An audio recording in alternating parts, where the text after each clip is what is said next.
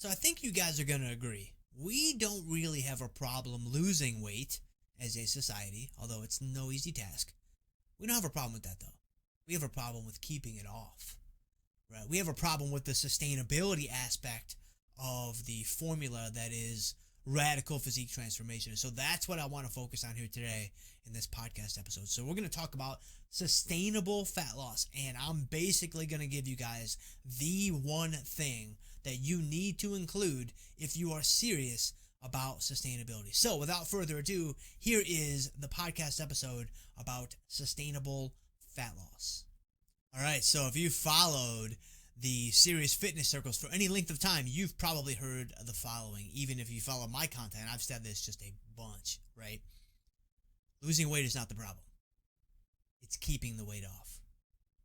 Can you lose the weight is not really the question that we need to be asking ourselves.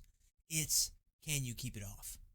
Right? That is the primary question that we need to be asking ourselves. I mean, Full Throttle Fat Loss, right? My whole digital course that is centered around fat loss basically has this as the tagline, right? The sustainability of fat loss. And of course, you guys can find Full Throttle linked to down in the show notes if you have a strong hankering to spend some internet money today. That would be terrific. But either way, I mean, this is it, right? Losing 5 pounds, we're good at that. Losing 10 pounds, we're pretty good at that. Losing 20 pounds, it gets a little sticky, right? Gets a little slippery. But man, that's very, very doable, and it's just not that big of a deal. But keeping 5 or 10 or 20 pounds off, that's very difficult. Especially in the Western world where tasty, delicious carbs are within arm's reach. 25/8, right? They are always around. We do not have to go very far indeed. Oftentimes we don't have to go anywhere. And we can find, some Pop-Tarts or some Pop-Tarts, right? We can find so many different things. There's nothing other than Pop-Tarts, obviously, that you should be focused on when you are in search of a delicious farb or 2 or 100. But either way, I think we all don't want to just lose the weight. We want to keep it off, right? We're all not interested in just losing the 5, the 10, the 15, the 20, the 25 pounds and then rebounding back super, super hard. And, the first part of my bodybuilding career, this is what I did. This was the life that I led, right? Where I always gained it all back and looked like I didn't train at all, right? Looked like I had never even seen a weight before in my life. And so I ran this yo-yo scheme, this yo-yo system, right? I frequently would mix up yo-yo and yo-low, and it left me with yo-yoing more than yo-lowing. But either way, I know this really, really well. But this is not what we want to do. I bet you this is not what you want to do. And so we would all like our work not to go to waste. Like, we would all like to be able to sustain, any shreds that we might be able to pick up, right? Any status that we might be able to gain in Shredsville, even if we're just the janitor. It's like, man, I would really like to maintain that job, right? Moving forward. I don't want to get kicked out of Shredsville and then I got to fight my way back in, right? That's never, never fun. Okay. So, how do we accomplish that? Well, that's what I want to focus on here today.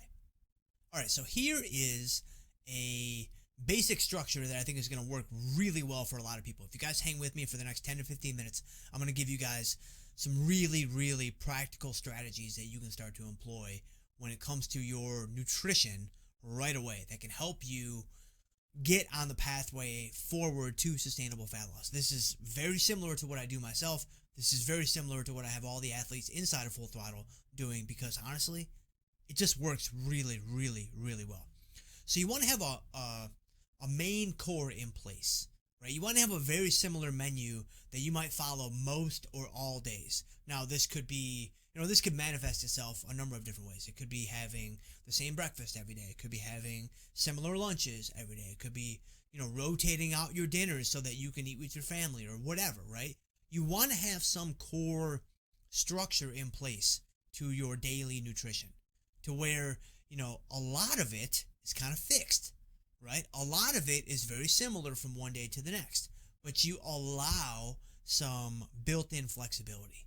You allow the ability, the opportunity to weave in some different things yourself. So this is going to manifest itself in different ways, right? And you can be creative with the solution that fits your own personal situation.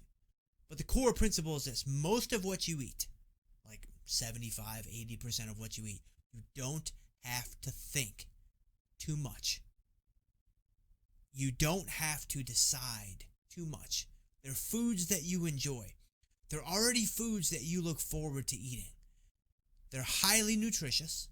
And of course, they're fairly easy to log and track because, they're already pre-populated in your MyFitnessPal, or you're just very, used to the macro breakdowns of these foods, and it just makes things a whole lot easier for you because the thought that you invest, it requires effort. The thought that you have to invest in constantly figuring out, the calorie breakdown, the macro breakdown, the protein distribution, the carbohydrates, the fats, the whatevers, right? From brand new foods, it's really, really difficult to do. And it can easily lead to decision fatigue, which, at some point is going to wear you down. At some point, this is going to take a toll on your body, on your mind, on your mood, your state of being, right? It's absolutely going to do that. So we can lessen that decision fatigue by streamlining most of the process, by pre-planning most of the process so we don't really have to worry about it. It just makes everything so much easier, right? It just makes everything so much simpler because, you're like, okay, like, my breakfast, like take me for example, my breakfast almost every single morning, Monday through Friday. The weekends are a little bit different. But Monday through Friday on a training day, when I'm getting ready to go to the gym, I train in the mornings. I know that my breakfast is going to be a protein shake and some fruit. Now, I'll mix it up with the fruit. Sometimes it's bananas, sometimes it's strawberries, sometimes blueberries, sometimes it's a combination of them all, right? Just to add a little bit of variety there, right? It doesn't have to be exactly the same every morning if I didn't want it to be, but it's pretty much the same. And it makes, I don't have to think about it. I don't have to, go through that decision-making process that's going to, lead to the fatigue with constantly having to make decisions and constantly having to make choices, right? Alongside all the other decisions and choices I make throughout the day in my, normal life. And so by having this, right, I get my day started off the way that I want it to be started off. I'm fueled up for my training session. I feel really good, and I have figured out exactly how much I want to eat, so I don't have to worry about, eating too much, eating too little. I'm ready to go. I'm ready to train, and my nutrition is off to a great start for the day. And so, for you, it could be your morning meal. It could be your lunch meal. It could be whatever, right? But a couple of times, during the day, whether it be your breakfast or your lunch at work or whatever, right? You want to streamline the process. And, lunch at work is always a tricky thing, right? I mean, it's August 2020, so I don't know that anybody's even going back to work because of the coronavirus, but let's say theoretically we might. That's always tricky, right? That's always hard because you want to eat with your coworkers, and there's a lot of, let's call them suboptimal choices that might be around you.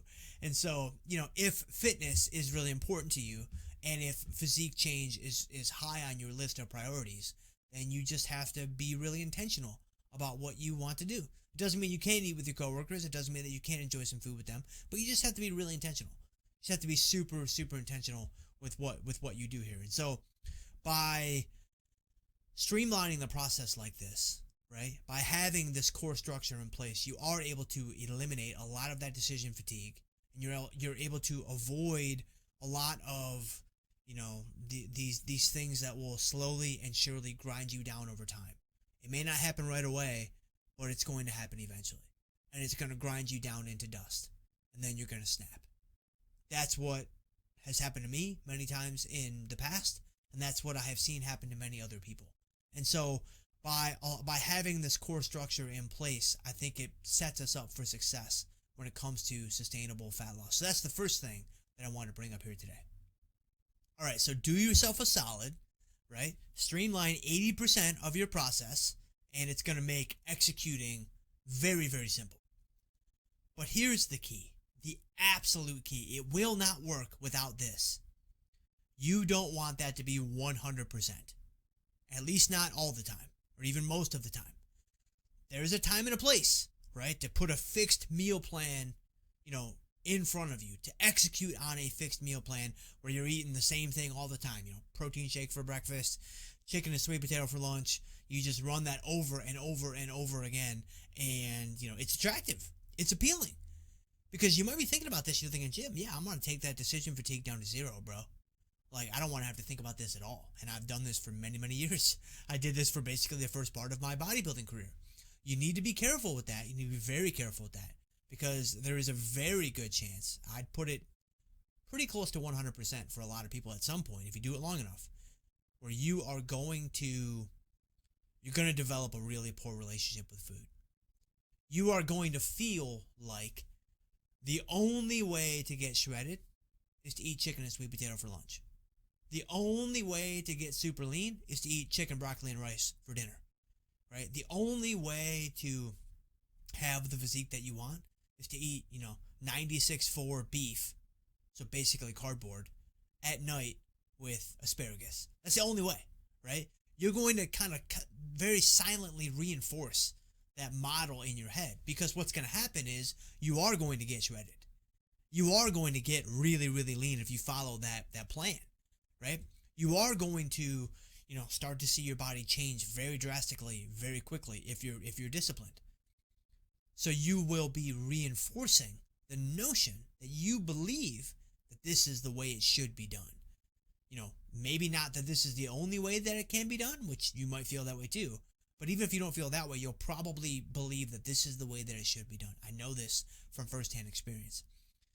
The problem is, it's not sustainable. The problem is, you're going to snap. The problem is, you're going to rebound very, very hard at some point. And to go even a little bit further, it's not sustainable in 2 ways.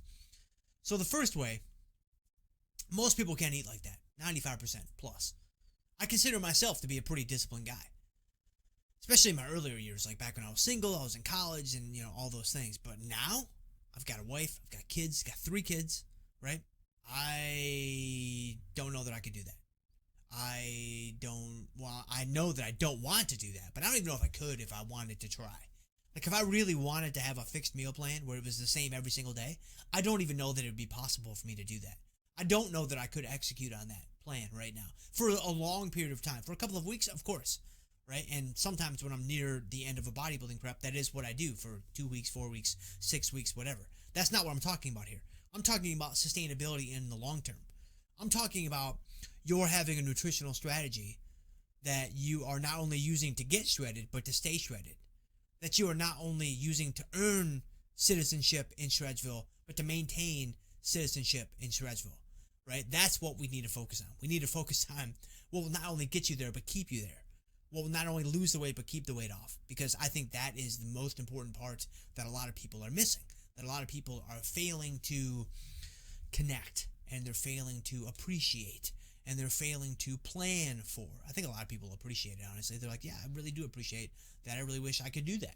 I think a lot of people are just they're not planning for it. They're so focused on what's happening now that they're like, nah, I don't care, right? I just want to I can't even tell you guys how many times I've heard this. I just want to lose the weight. I'll figure it out later on. No, you won't.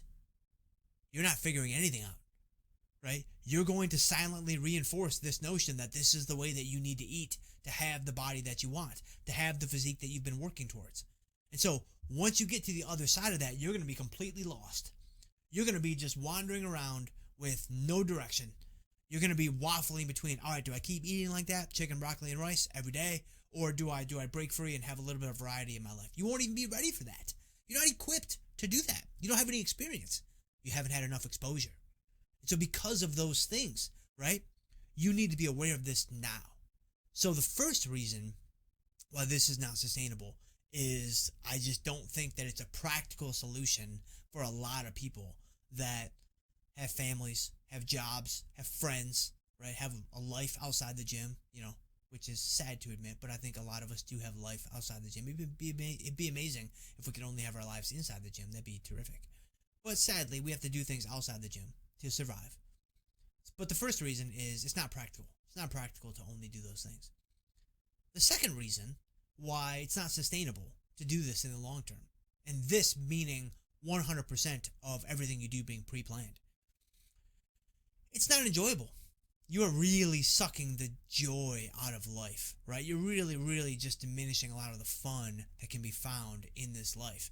I mean, God put us, here on this earth, and he gave us food to enjoy. He gave us food to nourish our bodies, of course. He gave us food to be healthy, of course, and to sustain us. But he also gave us food to enjoy. He wants us to enjoy, the different foods that he effectively created for us, that he made available to us. And so, you don't need to eat chicken, broccoli, and rice every meal to get shredded. If you do, you probably will, right? It probably will lead you down that path, but you don't have to. It's unnecessary to think that you do. You can get as shredded as you want to get eating the occasional Pop-Tart or pancake or sandwich or toaster strudel or waffle, or you can see I love breakfast foods or whatever, right? You can do this a myriad of different ways. Right? Obviously, without going down the rabbit hole, macros are the answer, understanding caloric intake, and all those things. But you guys already know that. If you've listened to any of my other content, you know where I stand on that. But I just want to be very, very clear that you can absolutely have whatever physique you want if you institute more planning, more flexibility. And I would say, to go one step further, if you are serious about this being sustainable, this has to be a requirement. The flexibility has to be there. Right? In fact, in Full Throttle Fat Loss, my full digital course that is linked to down in the show notes, of course, not you, unless you're in the course, the athletes that are in the course, let's go with that. The athletes that are in the course, I make them eat bad foods. If they follow the protocols, right, which, people do whatever they want to do, but inside the protocols, the athletes have to eat bad foods by week 7, right? We start things off with a fixed meal plan to kind of get things going, right? For the first 4, 5, 6 weeks. Again, I think there's a time and a place for this, and I love doing it at the very beginning of a new shred season. Hey, let's get things going. Let's get the scale moving south. Let's build up some motivation. I love it. But very quickly, we start to introduce that flexibility. Very quickly, we start to build up, a relationship with bad foods. Because I know, right, having done this for nearly 2 decades now, and having been on both sides of the fence, that if you're serious about sustainability, this has to be a part of what you do. Otherwise, the first time you sit down at an Asian buffet, it's over. It is game over. You're not going to make it. It's going to be the beginning of the end for you and your status in Shredsville.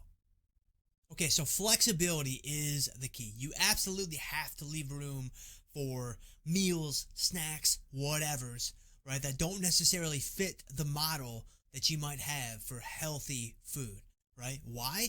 Because again, you're not a robot. You're a person, right? You're a human. We are not machines. Now, you can do this one of 2 ways. You can do the flexibility part. You can kind of have, pre-planned flexibility. It sounds like it might be a bit of an oxymoron, but it's not, because I'll flesh out what I mean here in a second. You can have pre-planned flexibility, or you can have more spontaneous flexibility. And to give you guys some super practical, tips and strategies for how to implement this, here is how you kind of figure out which one might be better for you. If you are at the very beginning of a season where you're trying to alter your physique, so you're at the very beginning of a new shred season, you're at the very beginning of, competition prep, or just some kind of serious phase where you're like, all right, this is it. I'm ready. I've got all my ducks in a row. I'm very serious about it. I'm committed, right? And I want to get there, right? We've all said that to ourselves many, many times, but let's say that this time, it's really the truth. And I'm guilty of this just as much as you might be guilty of this. So I'm not pointing any fingers at you. I do this all the time myself. But let's say this is really it, right? You're going to really do it. Okay. Well, what you might want to do then is honestly have some pre-planned flexibility to where you're intentional about the flexibility. You know when it's going to be. It's going to be, 2 dinners a week, or it's going to be every Wednesday, or it's going to be, whatever, right? Again, use your own, personal creativity to figure out how this fits into your life and your circumstances right now. But you kind of have it's a little bit more pre-planned. And I think that this is more effective because you want to have a handle on your nutrition. You want to have a handle on the numbers. You want to have a handle on your macros. You want to have a handle on how you're fueling your body, because it is so important for you to you know, be in or around. It doesn't have to be perfect, but to be around the caloric deficit that you're going for. That way you can achieve consistent, predictable progress, right? I think it's absolutely critical that you do this. And so this is one of the mistakes I see a lot of people make, is that they don't have a real definitive plan for what they're trying to accomplish with their nutrition. And so as a result, they just kind of waffle.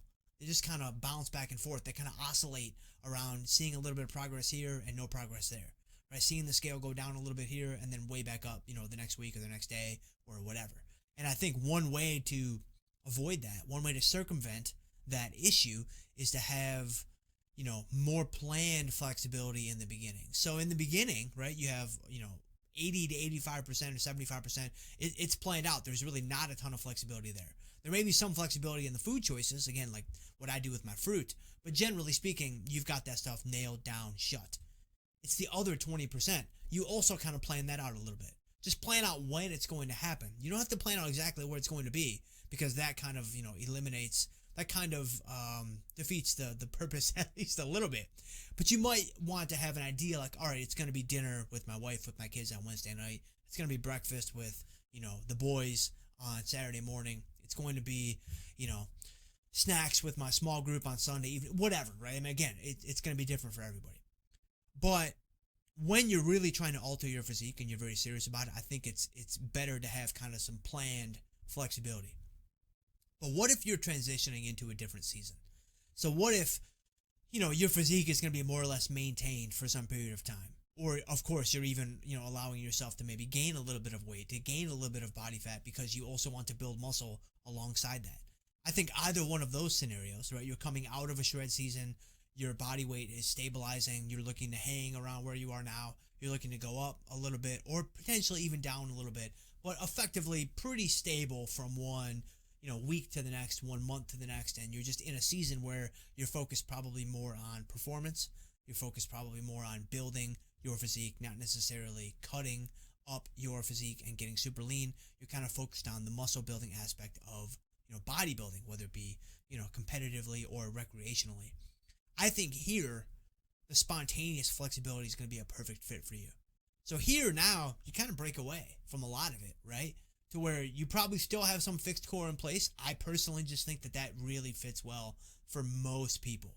Right? I have known some people that have been flexible. They're flexible all the time, and they have success doing it that way. You can, right? But remember, you can run into that decision fatigue, and it's real, and it can grind you down to pieces over a series of weeks and months and, quarters and years and whatever, right? I don't think that's going to be the best fit for most people. I think having some core structure in place all the time really makes a lot of sense. Now here, maybe you have less of it. Maybe it's not 75%. Maybe it's only 50% or whatever. Again, use your own creative juices here, right? Use something that's going to make sense for you and is going to fit with your situation. But I think here you also have some spontaneous flexibility. Hey, your father-in-law wants to take you to lunch? Go to lunch, right? You know what to do, right? You know how to make good choices. You don't have to have your food scale with you. I mean, of course you should have your food scale with you, but just in case you forget it, it's okay. You'll survive, right? You can still make good choices, right? Your wife wants to make you an amazing dinner because it's your birthday. Let her make you an amazing dinner because it's your birthday, right? And so as you can see, the examples go on and on and on.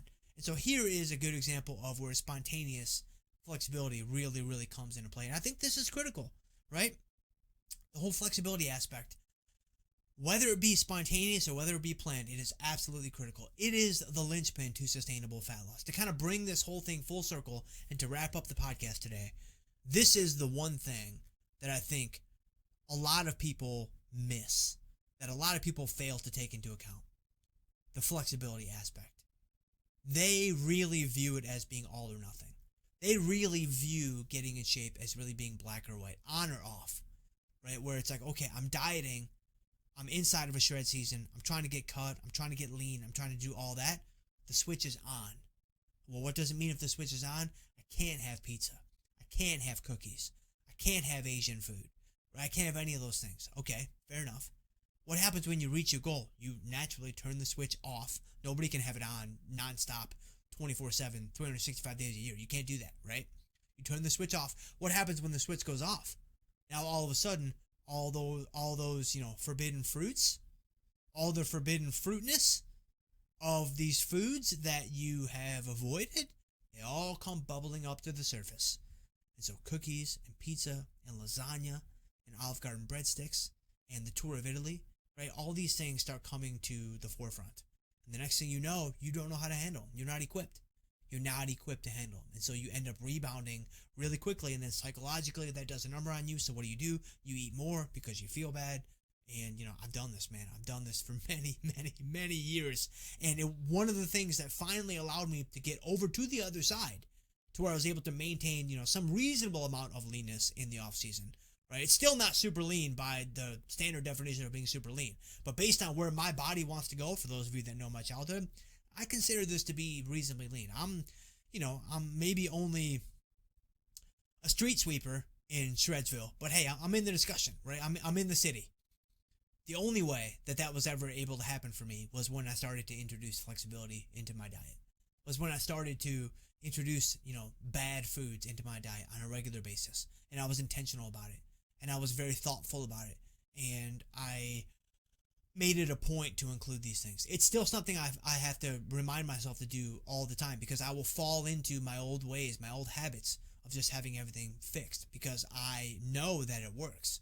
And I know that it works really, really well. But I save that for only certain times and certain seasons. And most of the other time, there's a lot more flexibility baked in. So, if you are serious about sustainable fat loss, then flexibility needs to be at the center of what you're doing. All right, guys, so that is it today. There is the key, or the keys, to sustainable fat loss. I really think it was only one, the flexibility piece. But hopefully that gave you guys a little something, man. Gave you guys a little bit of value today. I am just so humbled that you guys take the time and the energy to invest in my content. It really, really, truly means the world to me. If you guys wanted to leave me a review on iTunes or wherever you happen to be watching this or listening to this, that would be amazing. If you are on livefcubed.com and you're checking this out, then hey, mosey on over, check out some other content, the blog articles, the videos, the other podcast episodes, whatever. Grab the free resources, the fat loss formula, the cardio plan, the mystery behind motivation, my competition prep training logs from 2017 when I was fortunate enough to snag the novice title. Check out all those guys. They're all totally free, and they're there to help you guys out. So that's it. That's all I have for you guys today. I really hope you guys got a little something from it, and I'll see you guys next week.